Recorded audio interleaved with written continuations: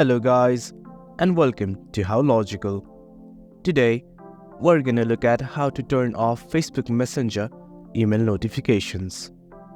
Firstly, let's go to facebook.com.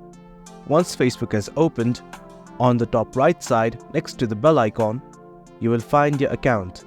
Just click on it and a pop-up will open showing settings and privacy, help and support, and logout options.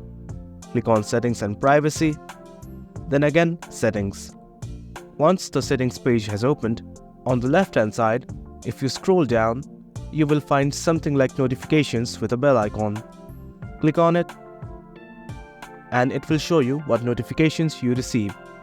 Scroll down to the bottom and it will show us where we received the notifications. Click on the email and it will show us the email frequency. It shows all, suggested, and only required notifications. Click on the only required notifications one. And now you will only receive notifications about your account, security, privacy, and pages you manage, and not others.